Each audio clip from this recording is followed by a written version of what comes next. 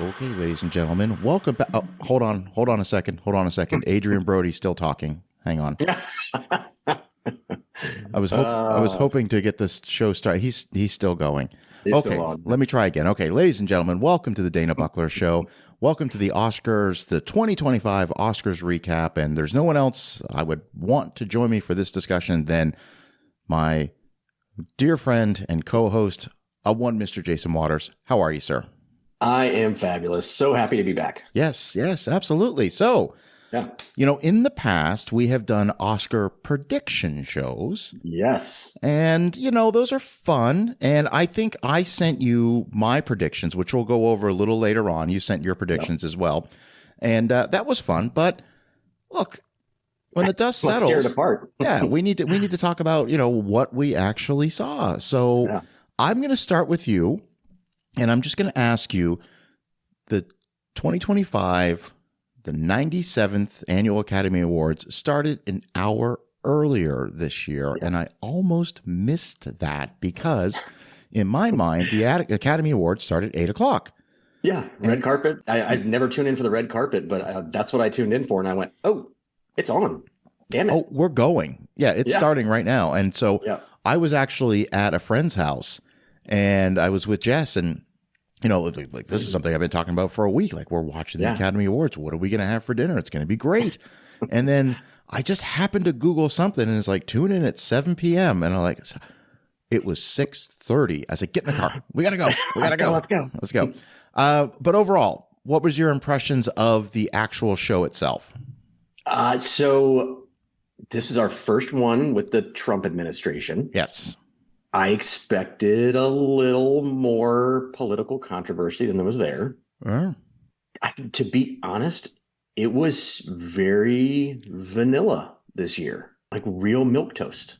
Yeah. I was expecting, one film to kind of dominate, which one kind of did.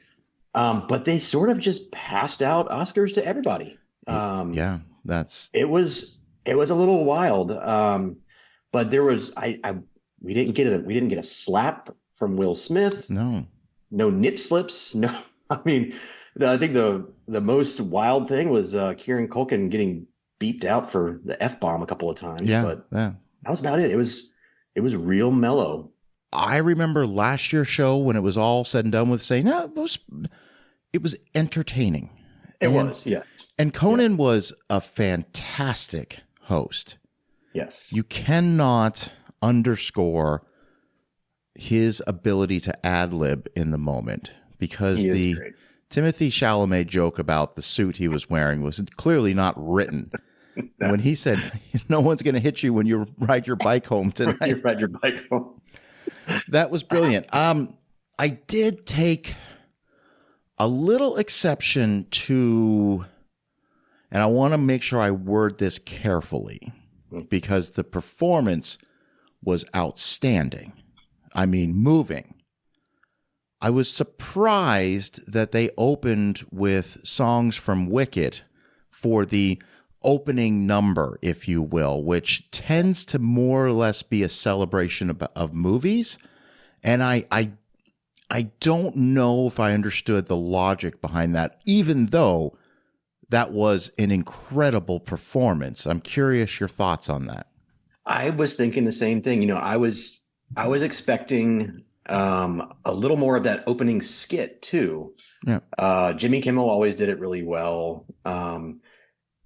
I didn't get it. I had assumed that they were setting it up for, this is going to be the year that Wicked wins everything. Yeah. Because some of my predictions, I had them going home with hands full of Oscars, but I didn't really get that. And then you get the all right, it's Conan, time to come out of your dressing room, and you get one quick little nod to the substance, but that was it. Yeah. I agree. It was a little. I mean, I didn't mind. I enjoyed the songs, but a little weird. Yeah. Well, it's interesting because I'm of the mindset that they don't know who's going to win. I think they don't, because we go back to the 2021 Academy Awards, which were celebrating the movies of 2020, and they were so sure that Chadwick Boseman was going to win an Academy Award, Yeah. that they made that the last award of the evening. They announced Best Picture and then announced Best Actor as the final one, and he didn't win. Yeah. So I think that speaks to them. I don't think they truly know who's going to win these things. I mean, that's the last ounce of integrity that the show has. It could be, and did they do did they sing a song from Wicked during the show at all? They didn't sing songs from any of the movies. I was gonna say, the only thing I remember seeing was that horrible James Bond montage. Yeah, okay, so can we talk about that just for a moment? Talk about it. So, what the hell? We all love James Bond. Yeah, it's been around 60 plus years. I'm watching Skyfall again right now, and I'm saying to myself, "What a moment! This is where you bring the still living James Bond. This is where you get Pierce Bronson. You get Daniel Craig. You get these actors out on stage. And where's Adele singing Skyfall? Where's Skyfall? Yeah. Like, where's Duran Duran doing View to a Kill, which everyone knows is a top 5 James Bond song. Yeah. And again, I don't want to sit here and just shit on the whole thing because I really enjoyed the show. I'm not super familiar with Doja Cat, but I'm super familiar with the song Diamonds Are Forever. Yes. And I just don't even feel like she was singing in the same key as what that show was. No, or what that song was. And I don't feel like she was hitting the notes. Yeah, it was real off-putting to me. I thought, okay, well, they're going to cue this up because Conan had mentioned, I think it, hit the dailies a while ago that Amazon has taken over the rights to the 007 franchise and creative control. That's the big one. And I'm thinking, okay, they're about to introduce the new James Bond. Oh, yeah. They're about to introduce the next Bond series, or something in the terms of Reacher or something. But to just stand alone without a Bond film having been released in the last 2 years, it was weird. I remember in real time, I looked over at Jess when they were doing these montages of the songs, and I said, a real missed opportunity is, why are we not showing clips from these movies while you're singing these songs? This is a show, of course, about movies. Yeah. This is not the Grammys. Yeah. So that was a bit of a head scratcher. Yeah, I couldn't get that. I thought the In Memoriam was very touching, poignant to have Morgan Freeman come out and talk about Gene Hackman. That was nice. Yeah. The In Memoriam was. It's always interesting because you're not supposed to clap during the In Memoriam, and you'd hear sporadic claps every once in a while. And it was one of those type of things where somebody would start clapping. You almost feel like somebody turned around and looked at them, like, "What are you doing?" And the claps start for a second, and then they stop. Well, and I guarantee every single year I watch this, and I'm like, all right, let's pay tribute to those we lost, and then right through it, I'm like, oh, they died. Like, oh my God, I didn't know Louis Gossett Jr. died. Terry Garr was the one for me. I was like, oh my goodness, I had no idea. Yeah. So every year it's like, oh man, really? The Conan thing, his monologue was great. His number, I won't waste your time, was fantastic. Yes. And bringing out the sandworm from Dune was great. And the other thing I love too is the having Nick Offerman as the voice of the Oscars. Yeah. That was brilliant. It really was. It really was. So why don't we take a moment, and I want to go through what my predictions were. I sent them to you before the show started. Yep. So here we go. All right. So my predictions, this was sent to you at 6:57 p.m. You just barely got it in there, 3 minutes before the show started. I said Best Picture will be Anora. Mm-hmm. I said Best Actress would be Demi Moore. Yep. I said Adrian Brody will win Best Actor. Kieran Culkin will win Best Supporting Actor. Zoe Saldana will win Best Supporting Actress. And then my dark horse was, I believed that A Real Pain was going to win screenplay. So 4 out of the 6 I got correct there. Yeah, you did a whole lot better than I did. Let's go to your predictions. All right. I predicted Timothée Chalamet would win Best Actor. Yes. I loved him in A Complete Unknown. Cynthia Erivo would win Best Actress. I thought this was really going to be Wicked's year for this. I had Culkin and Saldana for supporting actor and actress.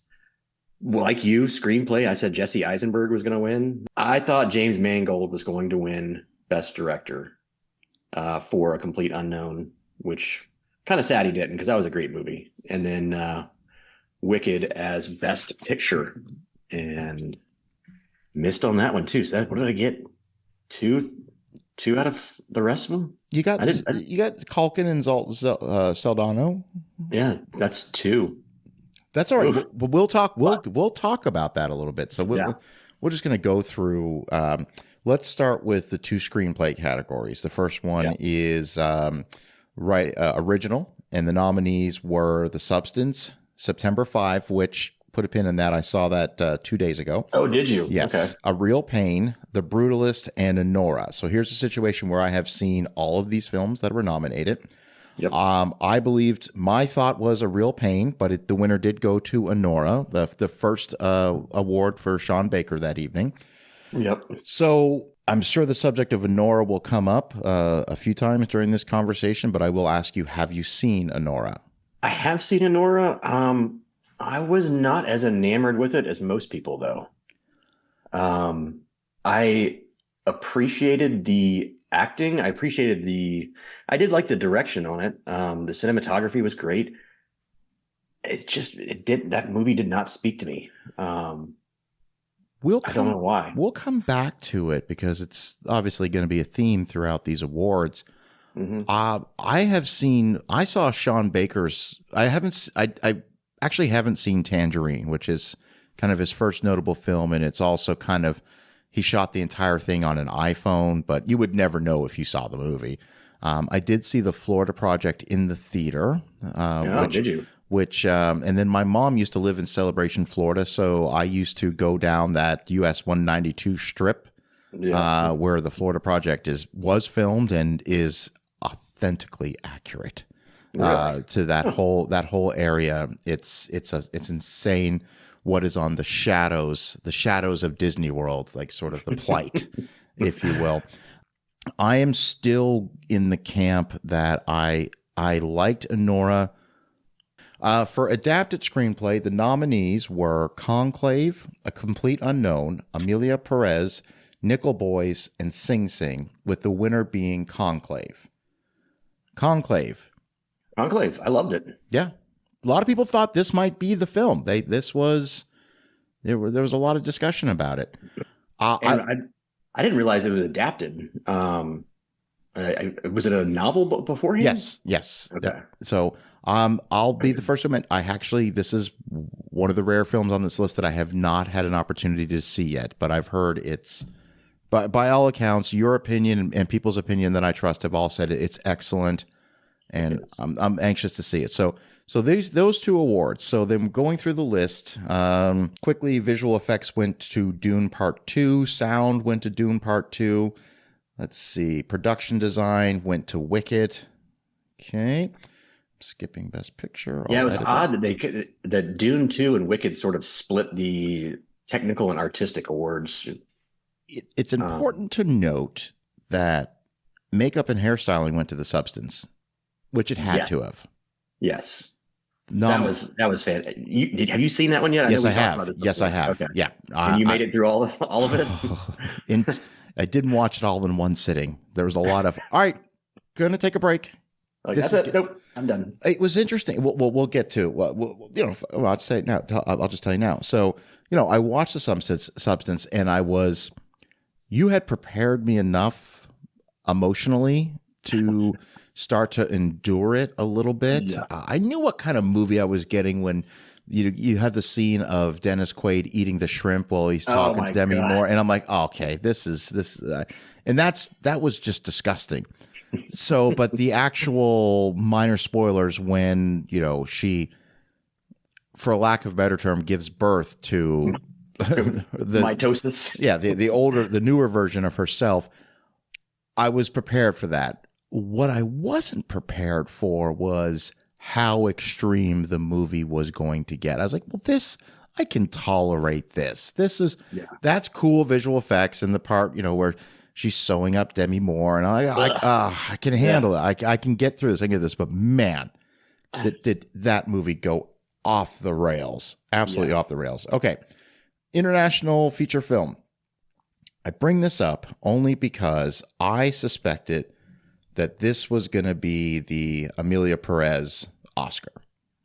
I suspected that once that film was nominated for 13 Academy Awards and was, the most nominated of all the films, and then overnight the backlash came to be, I said, well, surely they're going to give this, something. So my assumption was this was going to be the consolation prize, if you will, but it didn't. It went to I'm Still Here. And I guess we haven't discussed it, so maybe now, no time like the present. I have seen Emilia Perez. Have you seen it? I have not seen it, nor do I have any interest in watching it. So I'll just briefly say that it's kind of the trendy thing to say it's a terrible movie. And you wouldn't be wrong for saying that. Oh, really? But I think there's different camps out there. I think there's the certain camp that the subject matter is just, I'm not going to watch something like that. Okay, which I could give a shit about that. Do you know the plot of the movie essentially? I do, yeah. Okay. Yeah. So there's some people that's too taboo of a subject. So they're not going to watch it regardless. I disregard those people's opinion. But from a technical standpoint, I don't think the movie's very good. Really? I think that, well, the decision to make it a musical is a bold one. You're taking a big swing there. I think you could have done this movie without it being a musical, and I think it would have been a much more compelling narrative. Much like The Joker 2. Yeah, absolutely. Well, much like The Joker 2, the songs, including one that won an Academy Award, the songs are not great. And most of the people can't sing. Yeah, that was the main reason I did not want to see that movie is I hesitate to say that I hate musicals because there are some out there that I really do enjoy. You gave Wicked your movie of the year, so there are exceptions. That's what I'm saying. There's some that I'm a fan of. It's got to be an exceptional movie to be a musical, and all the clips that I saw for that, it just did not draw my attention, and not even remotely, not even enough to make me go, all right, let me make it through 10 minutes of it. I just the songs aren't even catchy. They border on annoying. Thank God, like most of the songs are a minute and a half long. So, but no, not great. Not a great movie. Actually, I did see it after the Academy Award nominations because otherwise it would have just been a blip and it would have just passed me by. But when it got that many nominations, I said, well, let me at least give this one a watch. I thought about it before the Golden Globes, but even still, I was like, I can't.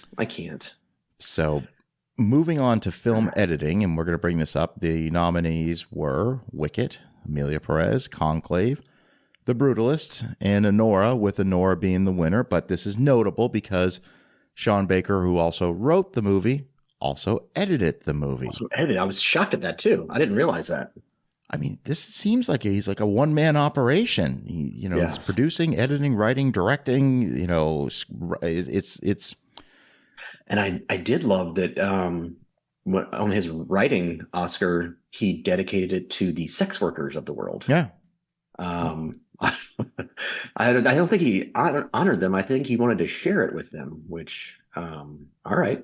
Yeah. Good for you. I think that's fantastic. I mean, I'm totally okay with that. For actress in a supporting role, the nominees were Isabella Rossellini for Conclave, Felicity Jones for The Brutalist, Monica Barbaro for A Complete Unknown, and Zoe Saldana for Amelia Perez, with Zoe Saldana winning. And this was no big surprise. I think everybody said this was going to be her night. She's good in the movie. It's not a good movie, so I don't know how this works. I mean, so here's the reason I picked her. Have you seen A Complete Unknown yet? I have not. She plays a really mild, or Monica Barbaro plays a really mild Joan Baez. Oh, okay. Wasn't a bad performance, but was not an Oscar nominated or not Oscar worthy performance. Isabella Rossellini is fabulous. I mean, she's amazing, but she was only in Conclave. I mean, it was very limited time. I mean, I was shocked. I remember when the nomination came out, I went, really?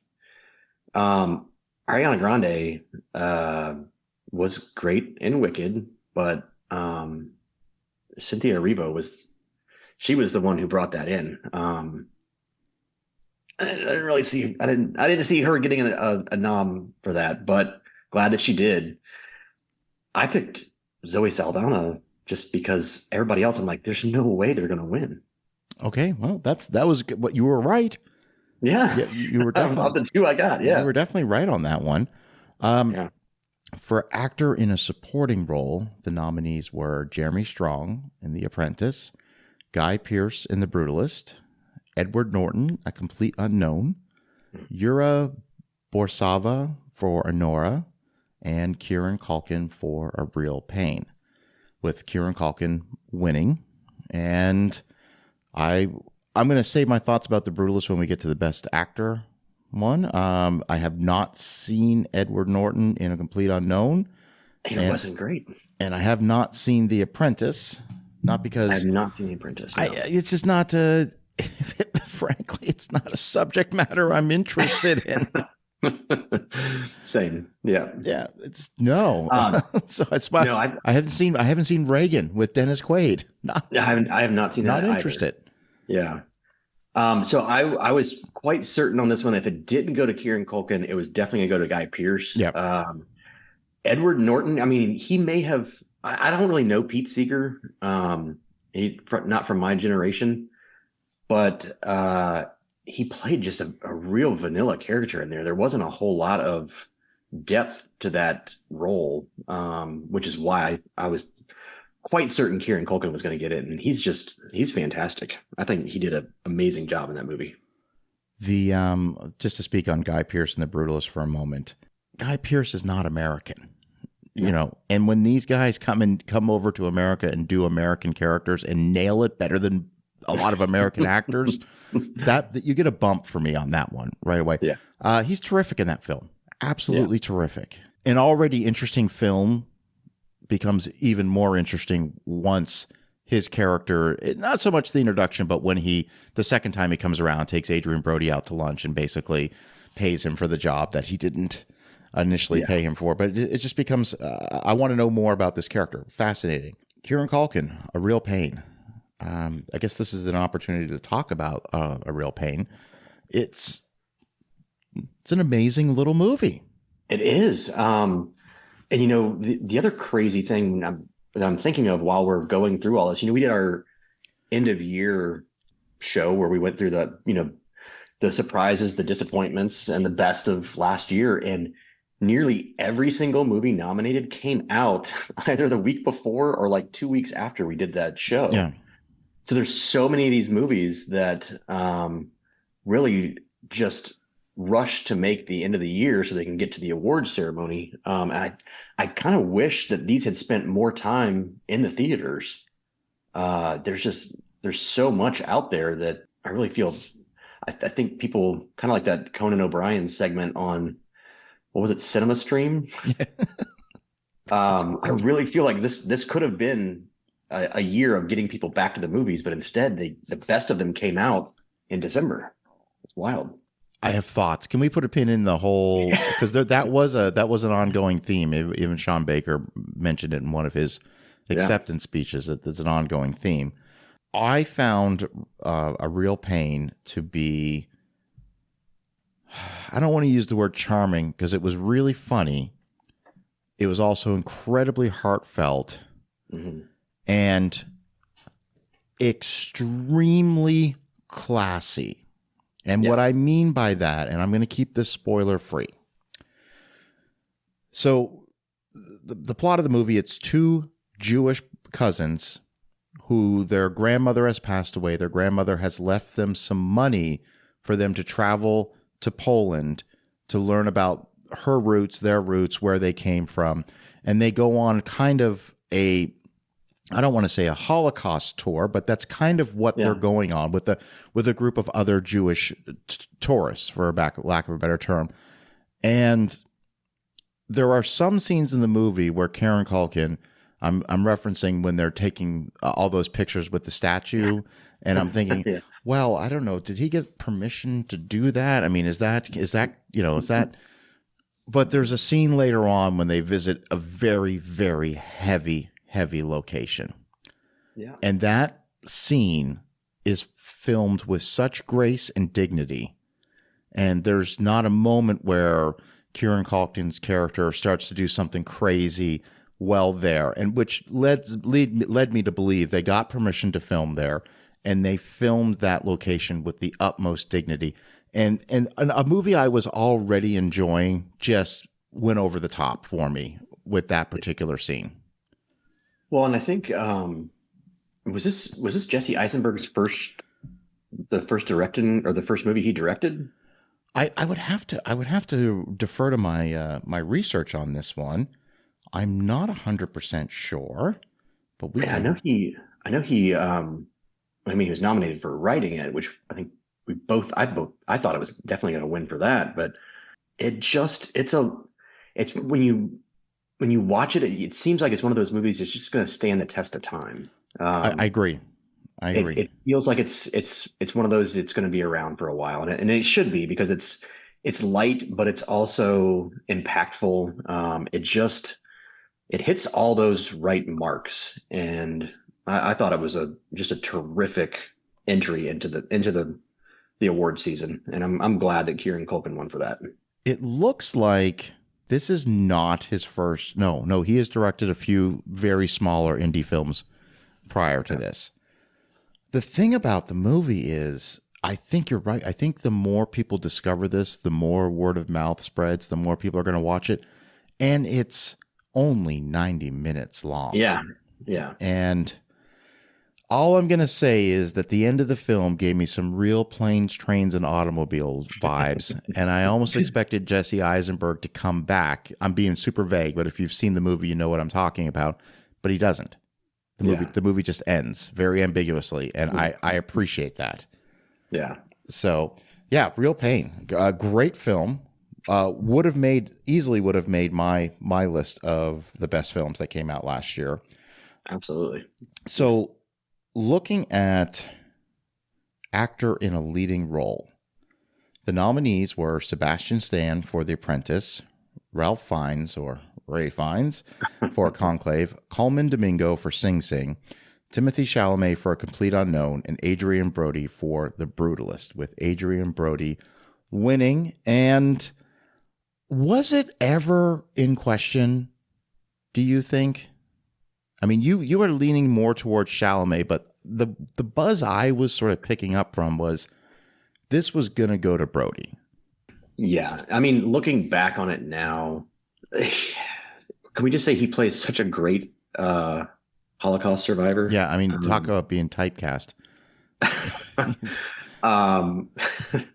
He did. I mean, I think he's got that look down of just, he knows how to display despair. Yeah, effectively. And what I loved about Timothée Chalamet is he disappears into Bob Dylan, and it felt like Bob Dylan. So that's why I picked him. Is I got no inkling of Timothée Chalamet in that role. It was Bob Dylan as a young up and comer. Adrien Brody in his role, I kept seeing him back and forth between the pianist. Sure. Yeah. Oh yeah. No, absolutely. That's the only reason I picked Timothée Chalamet, but I am super happy that Adrien Brody won for that. I hope that most people watch that, but I have a feeling that the length of that movie might be putting some people off. And for those who don't know, the movie is 3.5 hours long. With an intermission. It's basically 2 movies. You get an hour, 40 minutes, then we get an intermission, and we get the rest of the movie. And look, all I'm going to say is if you buy into it in the first 20 minutes, you're really going to, True. It's going to be a movie you're going to want to see to the end. And I'm glad I did. It was a really, really good movie. His Oscar speech holds the record for longest acceptance speech in Academy Award history is at just over 5 minutes. How did they let him go that long? I mean, good for them, I guess, but rapid. I mean, I want to get that Chris Rock box out. Wrap it up. I'm telling you, though, it was, I get what he was trying to do, but have a little decorum. This is, and then the line, well, I've been here before, so listen.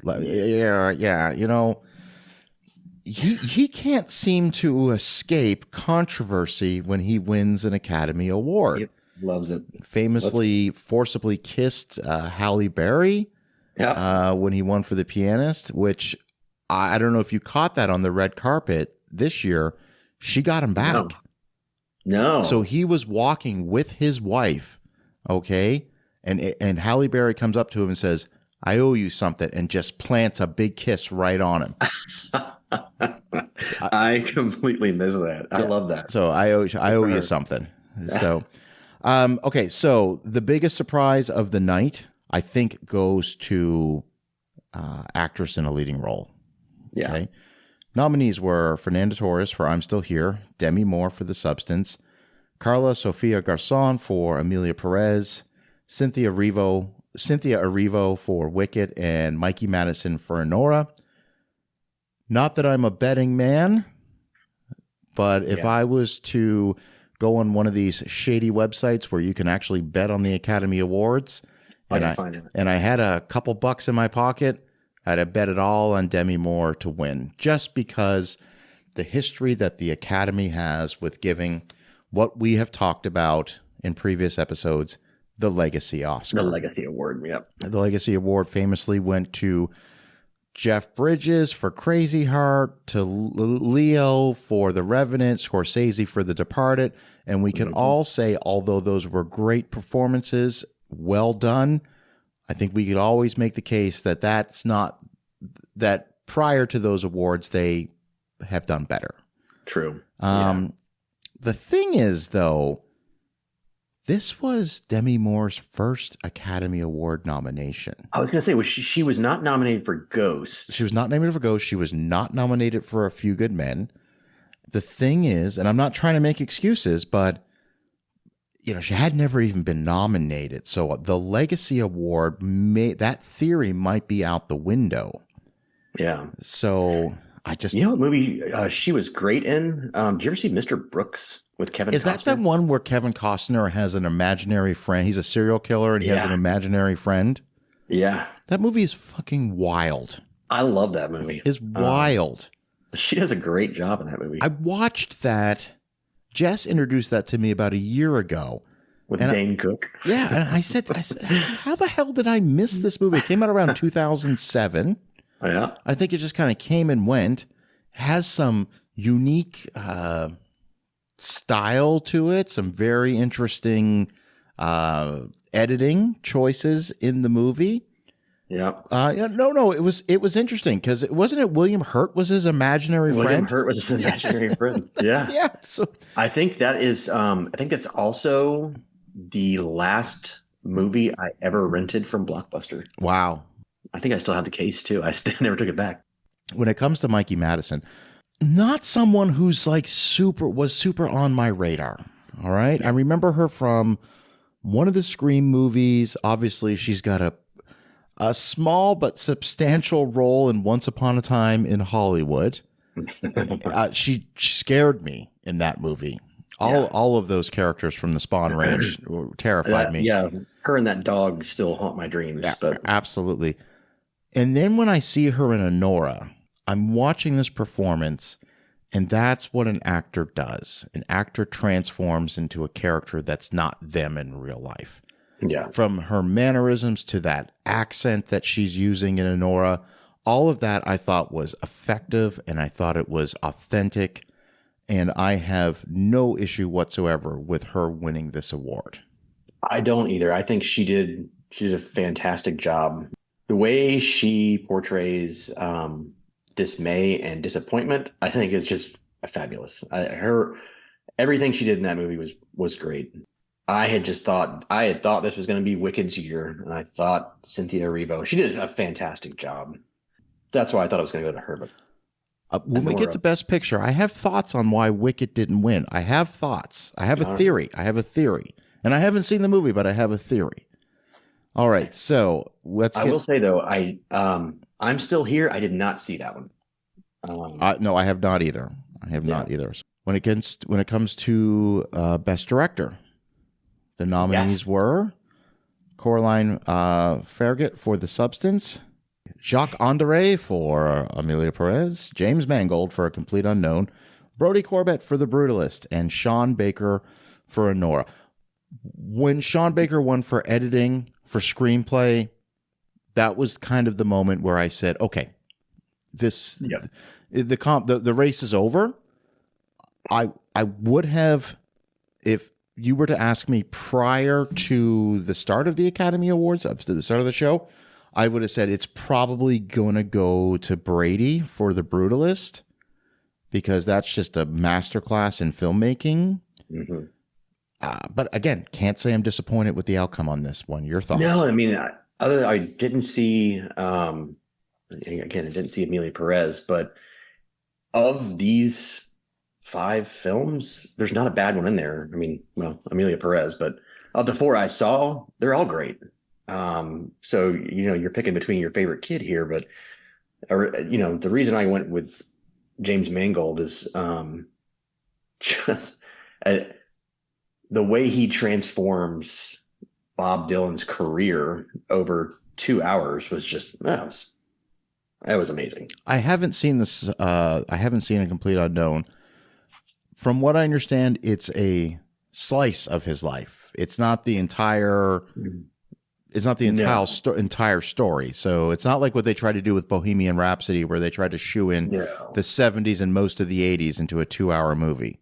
No, it goes through probably a 5-year period. Okay, maybe a little bit more, but enough where it goes literally from him being a complete unknown to just someone who changes the world with their music. Yeah, oh, that's awesome. When we get to now, we're on to Best Picture. The nominees were Wicked, The Substance, Nickel Boys, I'm Still Here, Amelia Perez, Dune Part 2, Conclave, A Complete Unknown, The Brutalist, and then Honora. And of course, we all know that Honora won. Yeah. To me, it was down to The Brutalist or Honora. I think Dune Part 2 got the, hey, we're going to nominate 10 movies, so this is what we call the Dark Knight nomination. Yeah. So and of these films, we talked about it. I've not seen Nickel Boys. A difficult one. It's one that I will definitely watch when it's available for free. Yeah. I don't subject matter. It sounds subject matter. I don't want to pay to get It sounds heart-wrenching. Get put in a really bad mood. Yeah. And then Dune Part 2, I didn't bother. I'm sorry. Dune Part 1 was enough. You want to hear my theory on why Wicked did not win? Yes. My theory is because it's not a complete movie. Ooh. Because we all know that there's another part coming out. Okay. And if you look at the Lord of the Rings movies, The Two Towers is nominated. But Return of the King wins because it's the end. It's how this thing wraps up. Could you imagine if the Academy gave Best Picture to Wicked Part 1 and Wicked 2 is awful and everybody hates that movie? There is an unknown because the story hasn't been finished. And it's not like The Godfather Part 2 where like when the first Godfather was over, that's a movie. And then they're like, well, we have to make another one. with Wicked, we know there's another one coming out. That's true. So that's a very smart point. Yeah. That's my theory as to why it didn't win. Okay. Because it certainly was on paper the most profitable and popular movie of this entire list. That's true. Well, that's actually a really good point. But if I take that out of consideration and I'm looking at this list, I'm giving, to me, Best Picture to The Brutalist. Yeah. I'm not trying to take anything away from Anora because it was a great movie. But side by side, if you're asking me to pick between The Brutalist and Anora, Brutalist all day long. This is interesting because if I'm looking for a movie that's a little more lighthearted, a little more fun, then that's Anora. Yeah. Even though it gets heavy in a lot of parts, there's still some really good laugh out loud moments in that film. Whereas The Brutalist is not just a clever name. It's a brutal movie to get through in some parts. It's really tough in some scenes. And it's also beautiful in some parts. It is. But on, through this list, how about take out Dune Part 2 or Nickel Boys and throw in A Real Pain? I mean, yeah, that's a big miss. That's a big miss for the Academy. Imagine, if you will, we're just nominating 5 Academy Awards. Okay. Yeah. So on this list, I'll give you Wicked. Okay. I'll give you Wicked. I'll give you Anora. I'll give you The Brutalist. I'll give you Conclave. And then I would put A Real Pain as the 5th one. Yep. I haven't seen Nickel Boys. My opinion could change. I haven't seen I'm Still Here. Dune Part 2. Again, same theory. We know there's another Dune movie coming out. Is there? Oh my God! Yeah, no. There's another one coming. I don't know. You know what? Of all of these movies that were nominated this year, I think I can comfortably say that my favorite of all of the nominated films, and I don't just mean Best Picture, I just mean of all of the nominated films, it's probably A Real Pain. Yeah. That's probably, if I was forced to say, hey, which one of these is your favorite of this entire list? Of all the ones you've seen so far, I would say A Real Pain affected me the most, with highs and lows, emotions, laughing, crying, feeling it's a beautiful, beautiful little movie that everyone needs to see. I would 100% agree with you. Yeah. It's that one should have got a nod. It should have got a nomination nod for Best Picture. Absolutely. And toss one of these other guys out. But. And we talk so much about Culkin. Eisenberg is great in the movie as well. He is. Yeah. And I went south on him after Batman v Superman. After his turn as Lex Luthor. Stupid. But this was redemption for me, and I went, all right, you can come back inside now. He has a monologue in the movie. He has a monologue when they're at a restaurant, when Kieran goes to the bathroom. Yeah. He has a monologue which is so profound, and you understand him. Yeah. He's playing that typical neurotic character that Eisenberg kind of always plays. But then when you kind of learn why he is that way, you're really rooting for him. You're rooting for both of them. Yeah. Again, if you've learned anything from this episode, is we both saw A Real Pain. We loved it. Probably my favorite movie of 2024. I'll just say it. Yeah. Probably. I will give that. Yep. Excellent. That one, if you're looking for something to watch after this show, don't tune in to Anora. Go watch that first. Yeah, absolutely. All right. Well, that was our little recap on the 2025 Academy Awards. I think overall we were both satisfied with the actual production itself. Absolutely. A little bit long. Came in at 3 hours and 40 minutes. Yep. Dragged out a little bit, but other than that, it's one of those rare shows where I'm looking at my watch going, I'd like a little more. We're not wrapping this up already, are we? I want a little bit more. This is my favorite thing. I love it. Yeah. I love it. Yeah. So Jason, thank you so much for being on the show. And we've got some things planned. We've got some episodes planned. We're doing the the 80s. The episode where the nostalgia the episode we had a working title, but I can't say what that is. But basically, it's going to be talking about movies that we recognize now as adults. Not great, not great, but I love it. But love it because it was so impactful to our childhoods. So we'll leave it at that. So, Jason, thanks for being on the show. Thank you. And everybody, my name is DanaBuckler, and we'll talk soon.